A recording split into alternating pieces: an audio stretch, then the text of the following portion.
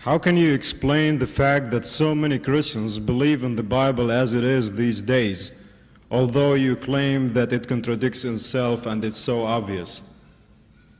I didn't get the joke. What is it? Okay, how can you explain the fact that so many Christians believe in the Bible as it is these days, although you claim that it contradicts itself and it's so obvious? You see, brainwashing. Brain. We all get brainwashed.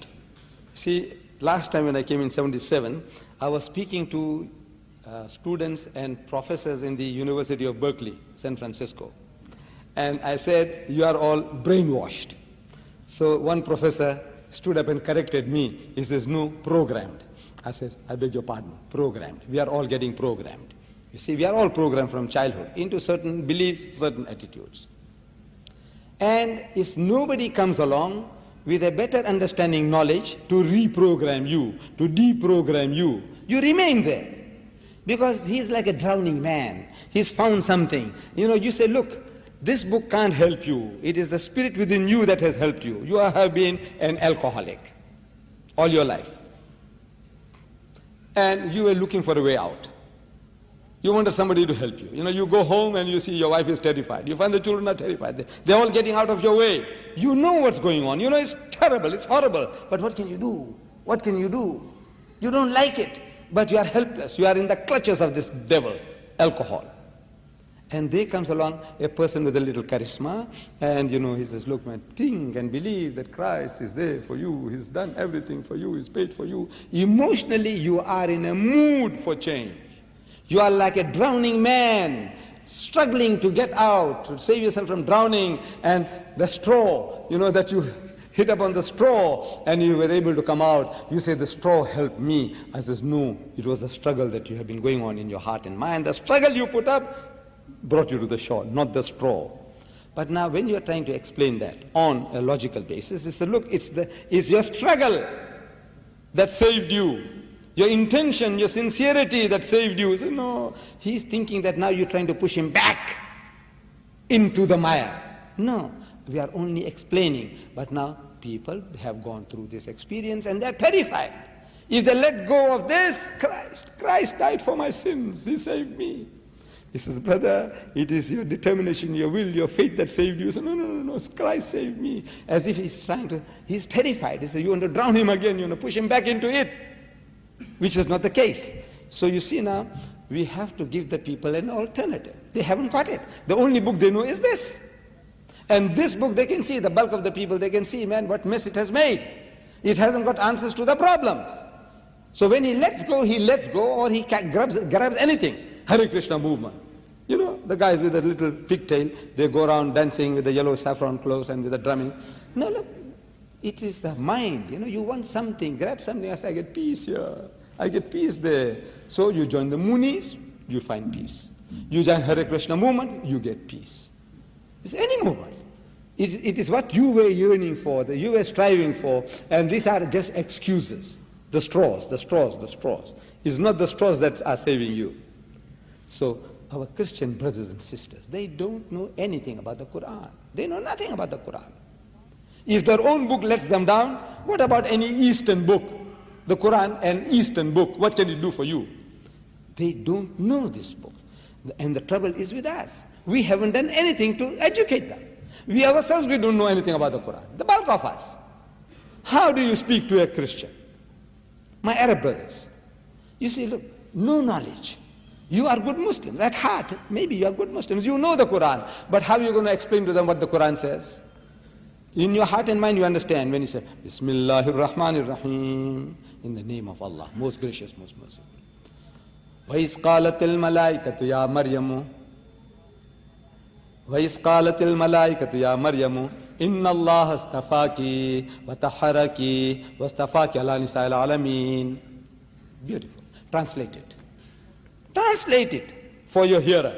How are you going to translate it? So, well, you see, the angel came and he told, look, what else can you do? You know yourself, you understood it beautifully, mashallah. You know what it says. But now, you don't know the language, you don't know the right terminology.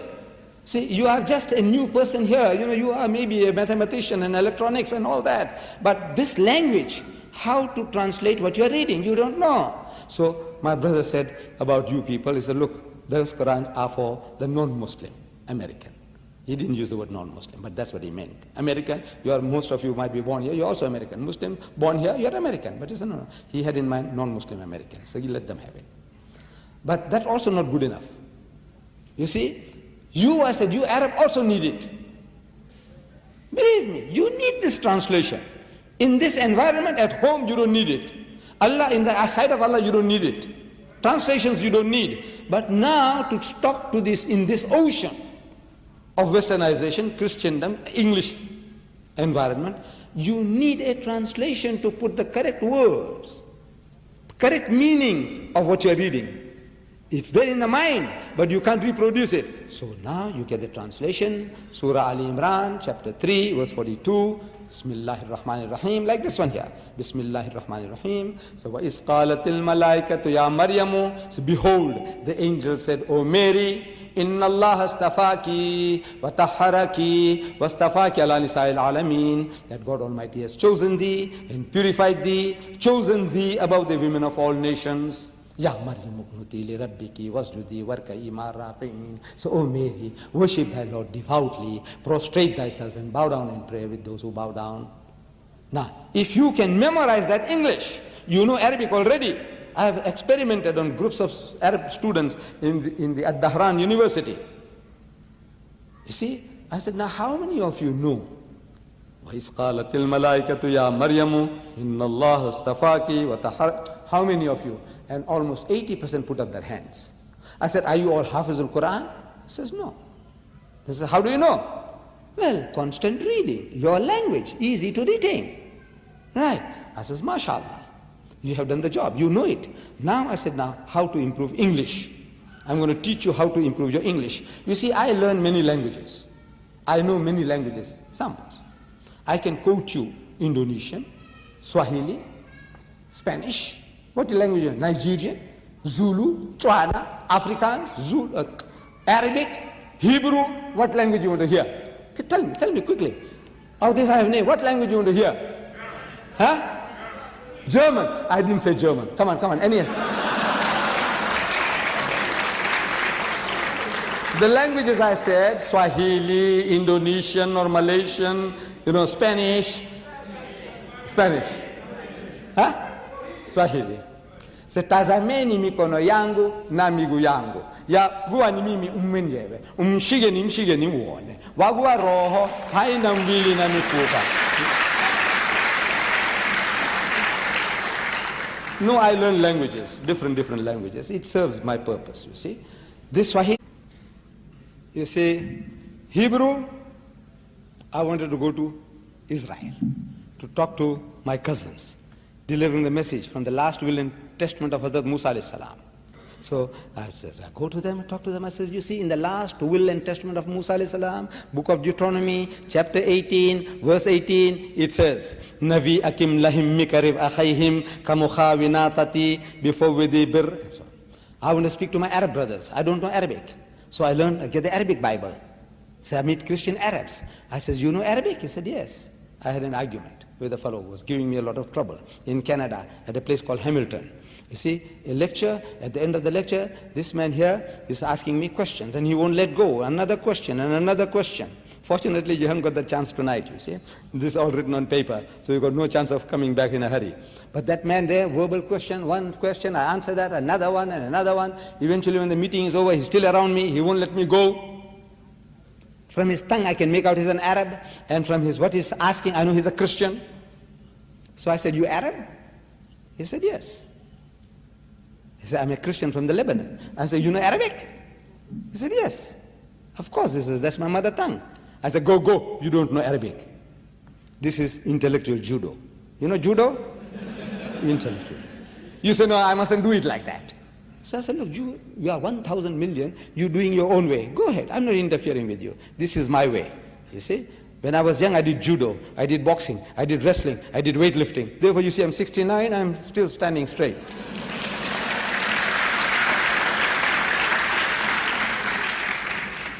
So I said, go, man, you don't know Arabic.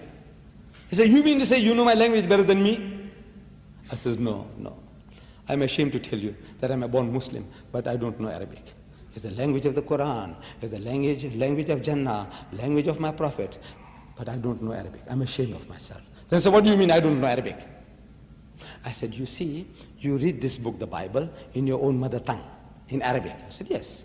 And I said, you are understanding the exact opposite of what you're reading. Not what is there. If you are told in the Bible, thou shalt not commit adultery, you are understanding as if it is saying, thou shalt commit adultery. So, what do you mean? You take me for a zombie? I said, no. I said, look, I will prove it to you. I will prove it to you. So I said, you remember when Jesus went to that upper room where they had the Last Supper after his alleged crucifixion? I said, he goes in and he wishes his disciples, Shalom Alaikum, peace be unto you, in Hebrew, same as Salam Alaikum. When he said, peace be unto you, I said, his disciples were terrified.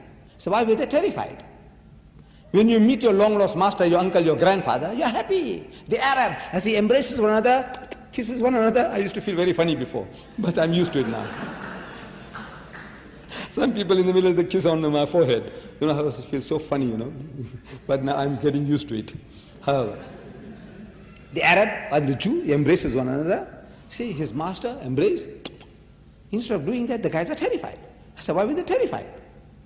He says, no, Luke tells us, chapter 24, verse 36, that they were affrighted because they thought he was a spirit. I said, did he look like a spirit? He says, no. Then I said, why should they think the man is a spirit when he didn't look like one? He's puzzled. So I said, look, the reason is I gave all that. Then I said, you know, Jesus wants to assure them that they're not what they're thinking. They're thinking he has come back from the dead. He's resurrected. So he says, Unzuru ila yadayya wa rijlayya. Says, behold my hands and my feet. Inni ana huwa, that it is I myself. So husuni wanzuru, say, handle me and see. Fa inna ruha laysa lahu lahman wa izamun. For a spirit has no flesh and bones, as you see me have. And they felt him, and they believed not for joy, means they were overjoyed and wondered. What happened, man? We thought the man was dead and buried. So he says, Aindakum hahuna ta'am. Have you got anything to eat? فَنَاوَلُوهُ جُزْءًا مِّن سَمَكٍ وَشَيْئًا مِّن شَهَدِ عَسَلٍ فَأَخَذَ وَأَكَلَ قُدَّامَهُم. And they gave him a piece of broiled fish and a honeycomb, and he took it, and he ate in the very sight. I said, to prove what? That is the ghost, he's a spook, he's a spirit? No, to prove I'm the same fellow man, damn fools, what are you afraid of me for? Shh, I bowled him over, this Arab Christian, that language. So I do learn these snippets are from different languages. I don't know Hebrew, I don't know Indonesian, I don't know, Arabic, but I don't know Spanish, but I can give it to you. So how do I do it? I say I have a unique way of learning. Unique method, unique. Nobody, I'm a unique person, you know that. There's not another person on earth. Everybody is unique. Wallah, everybody is unique. Everybody is unique. See, I'm not boasting, but everybody is unique. I told my wife one day that I'm unique. She doesn't believe it.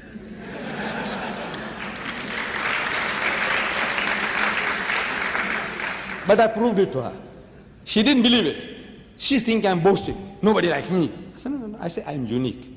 There is really nobody like me. She says, no. So I said, in the family, Mr. So-and-so, I don't know, take the name. So she sees, mentally she sees the fellow. I said, is there another guy like him? So she sees, she says, no. I said, our son, my eldest son, Ibrahim. I said, is there another guy like him? So she scans. She says, no. I said, your brother, Ibrahim, her brother. I said, is there another guy like him? So she scans. She says, no. I said, you see, I tell you, everybody is unique. But I have a unique method. It is unique. I said, you see, I use the Bible to learn these languages. Any language I want to learn, I go and get a Bible in that language because they got it in 2,000 different languages. And I know the Bible in English extensively by heart. People think I'm Hafizul Bible, which is not the case. Hafizul Quran is not the case. But it seems at times, Hafizul Quran, Hafizul Bible. I'm not. But I know this book extensively. I haven't come across a single Christian in my life who knows his Bible better than I know. Alhamdulillah.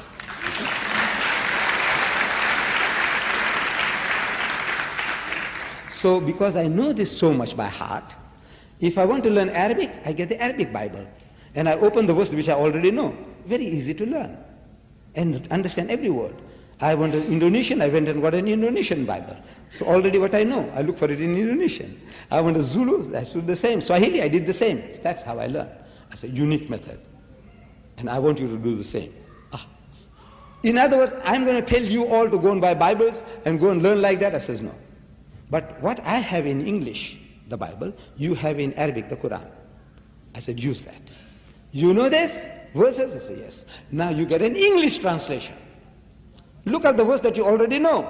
وَإِذْ قَالَتِ الْمَلَائِكَةُ يَا مَرْيَمُ. So behold, the angel said, O Mary. Memorize that. Behold, the angel said, O Mary, إِنَّ اللَّهَ اسْتَفَاكِ وَتَحَّرَكِ وَاسْتَفَاكِ عَلَى نِسَاءِ الْعَالَمِينَ. So I said, learn that English.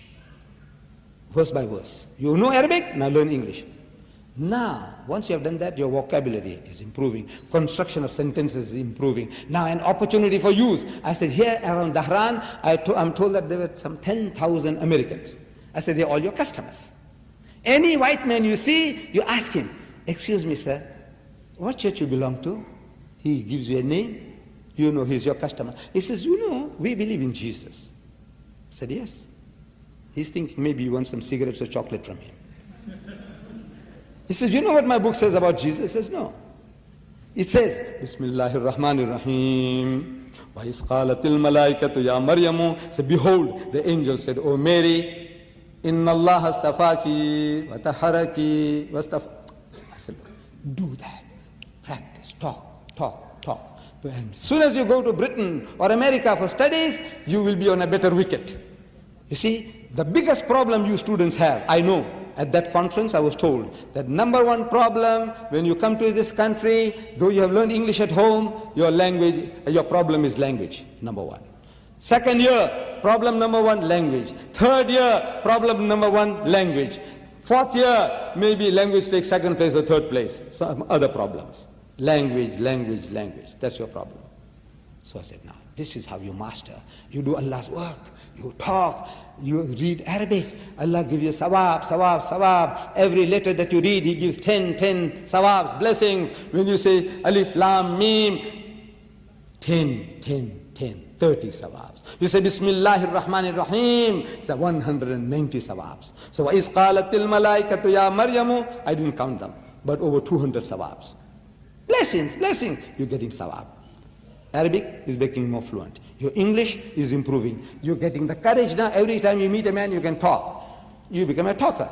You know, if we gave you the opportunity tomorrow morning to ask questions from the floor, not even a quarter of this will be here. You know that? Terrified. I've seen it again and again. As soon as they come and write, a flood of questions. Why? You are terrified to stand up and speak. Why? Because you're not used to.